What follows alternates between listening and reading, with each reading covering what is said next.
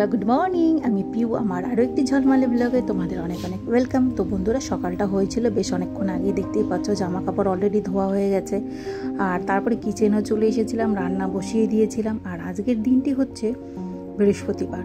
তো যাই হোক, আর আই হোপ বন্ধুরা ব্লগটি তোমাদের বেশ ভালো লাগবে। তো দেখতে থাকো, সঙ্গে থাকো। এই যে কী রান্না করলাম চলো সেগুলো দেখাই। এই যে প্রথমে হচ্ছে আলু ফুলকপির তরকারি করেছি বড়ি দিয়ে, আর এটা হচ্ছে মামার কাল দুধ, আর এটা হচ্ছে ভাত। আর ভাতটা আজকে বড় হাঁড়িতে বসিয়েছি, একবারে বসিয়েছি, দুবার আর করবো না ভেবেছি। আর কিছু বাসি তরকারি রয়েছিল, সেগুলো জ্বালিয়ে রেখেছি, দুপুরে খেয়ে নিব। আর এই মশলাটা রেডি হয়ে গেছে, এখন বানাবো বন্ধুরা ওই তোমার ভোলা মাছের ঝাল। ভোলা মাছের ঝালটা কী যে টেস্টি লাগে আমার খেতে। আর তোমরা কারা কারা ভোলা মাছের ঝাল খেতে ভালোবাসো বা ভোলা মাছের আলু ফুলকপি দিয়ে তরকারি খেতে ভালোবাসো, কমেন্টে জানিও। আমার তো ভীষণ ভালো লাগে, আমার না মামার পাপাও ভীষণ ভালো খায়। তো চলো ঝটপট করে রান্না করিনি। আর তোমরা দেখলেই চায়ের জলটা বসিয়ে দিয়েছি, এখনও কিন্তু চা বানাচ্ছি না, জাস্ট জলটা বসানো। আর মামার পাপা বলছে তাড়াতাড়ি করো, ওই একটু লেট হয়ে যাচ্ছে, এই জন্য আর কি ভাবলাম চাটা তাহলে একটু পরেই বানাই। জলটা দিয়ে রেখেছি, তো একটু এই যে পরে বসালাম। আর এই যে বলতে বলতে ঝাল কিন্তু পুরো কমপ্লিট। দেখেছো কতটা লোভনীয় দেখতে, খেতেও কিন্তু দুর্দান্ত হয়েছিল, জানো তো, হেভি হয়েছিল খেতে। সব দিক থেকে একদম পারফেক্ট হয়েছিল। নিজে রান্না করেছি বলে না, আমার না কি বলবো, এখন মামার পাপা বলে তুমি যাই রান্না করো সবসময় টেস্টি হয়। তো এটাই। তো এইদিকে কমপ্লিট, মামার পাপা চলে গেছে, আর আমি তারপরে বাসন টাসনগুলো মেজে নিচ্ছিলাম। আর দেখতে পাচ্ছ তো নাইটিটা কিন্তু আমি চেঞ্জ করে ফেলেছি। আর ভোলা মাছের কিন্তু একটা দুর্দান্ত গন্ধ বেরোয়, আর ওই আষ্টে ফাস্টে থাকে, তো একটু কচলে নিয়েছিলাম, তো জলগুলো ছিটে আসে, তাই জন্য নাইটিটা চেঞ্জ করে ফেলেছি। আর ভোলা মাছটা না একটু গন্ধ হলেও দেখবে তোমরা যখনই কেটে আনবে তখনই কিন্তু গন্ধটা হয়।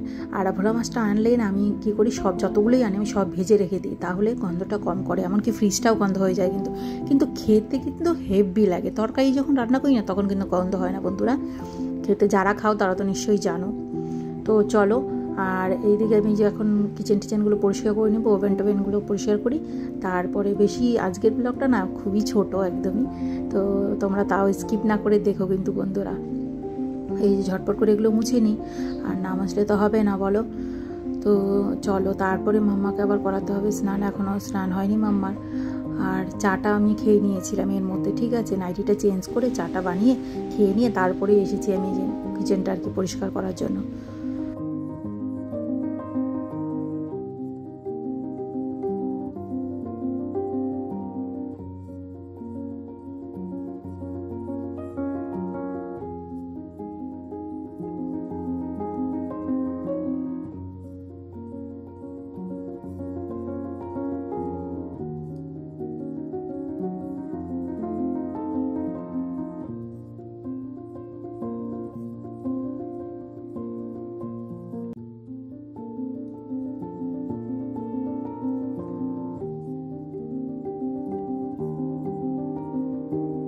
দিকে মোছামুছি কমপ্লিট। আর এখন এই যে মোছার হচ্ছে কাপড়টা আমি ধুয়ে জানালাতে দিয়ে দেবো, এখনও রোদ পাচ্ছে, শুকিয়ে যাবে। আর যেটা আমি ধরি ওই হাঁড়ি তরি তরকারির কড়াই, তো সেটাকে আমি একটু সেদ্ধ করতে বসালাম, মানে গরম জলে বসালাম, সেটা একটু কিছুক্ষণ গরম জলে রেখে সার্ফ দিয়ে রেখে দেবো, তারপরে ধুয়ে দেবো। কি বলো তো, বারবার করে না ওই তেলের বোতলে হাত দিই, তারপর আবার মুছি, এটা তো আমার বাতিক এক প্রকার বলতে পারো। আর আমি না সাঁড়াশি ইউজ করতে পারি না, জানো তো, সাঁড়াশি ইউজ করতে না আমার ভীষণ ভয় লাগে। তো রয়েছে, সেটা আমি একদমই ইউজ করিনি এখনও পর্যন্ত।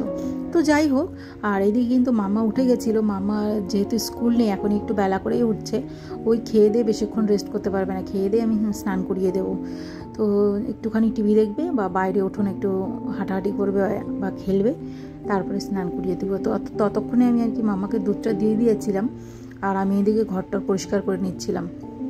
তো বন্ধুরা, আজকের খুবই ছোট একটা ব্লগ তোমাদের সঙ্গে শেয়ার করলাম। তো কেমন লাগলো ব্লগটা? ভালো লাগলে লাইক কমেন্ট করে দিও, আর যারা এখনও সাবস্ক্রাইব করেনি ঝটপট সাবস্ক্রাইব করে রেখে দাও। তো নেক্সট ব্লগ আবার দেখা হচ্ছে, ভালো থেকো, সুস্থ থেকো, টাটা।